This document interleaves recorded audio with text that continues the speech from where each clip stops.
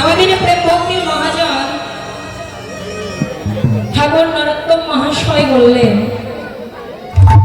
জীবের শরণ লীলা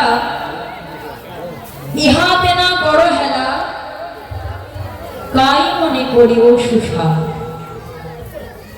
লীলা স্মরণটাই হলো জীবের ভজন, লীলা ভাবনাটাই হলো জীবের ভজন।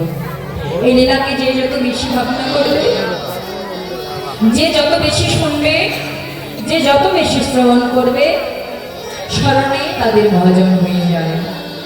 কারণ এই কলি যুগে আর কি ভজন করবে না, কি সাধন করবে। কলি যুগে কলিজীবীদের হলো স্বল্প আয়ু। সত্যত্রেতা দাপর সেই বিগত 3 যুগে, সেই যুগের মানুষেরা অনেক অনেক বহু দিন ধরে বেঁচেছিলেন। সত্যযুগের মানুষেরা হেমন্ত ঊর্ধ্বপদে প্রভুর তপস্যা করেছেন, যাগযজ্ঞ করেছেন, যাগযজ্ঞ করে তপস্যা করে তারা আমার প্রভুকে লাভ করার চেষ্টা করেছিলেন।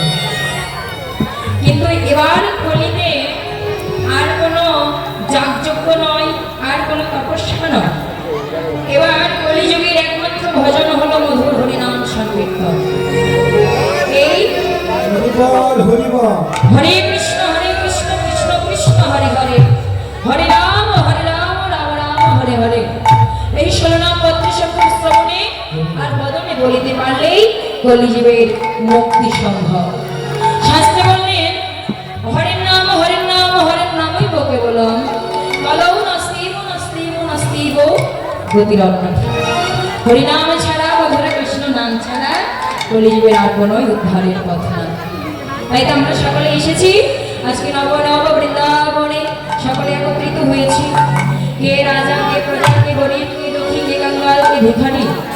আজকে সকলে একে অপরের হয়ে সকল মান অভিমান বলে সকলে শ্রীচরণের ধুলি অঙ্গিমা দেব, সবাই ভক্তি সহকারে প্রভুর লীলা শ্রবণ করব। এখন এতক্ষণ ধরে যে লীলাটি স্মরণে ছিলেন, যে লীলা শ্রবণ করেছেন, সে লীলাটি ছিল আমার অনন্তময় জগৎজীবের প্রাণ ভগবান শ্রী গোবিন্দের শ্রী শ্রী গমন গোষ্ঠ লীলা। এবার সকলে মিলে আমাদের গোবিন্দের মধ্যাহ্নকালীন লীলা স্মরণে যাবে। মধ্যাহ্নকালীন লীলা শ্রীমতী রাধারানীর শ্রী শ্রী সূরজ পূজা। রাধারানী ভানু পূজার ছলনায় ভানু পূজা। লীলার মাঝে অনেক অনেক ভুলভ্রান্তি হতে পারে, সকলের সন্তান জ্ঞানে কিংবা নিজের ছোট বোন মনে করে সর্বপরাধ ক্ষমাসুন্দর দৃষ্টিতে দেখবেন, সকলের শ্রীচরণে জায়গা দেবেন। আবারও সবার চরণে জানাই অনন্ত অনন্ত গৌর হরি বল। জয় জয়।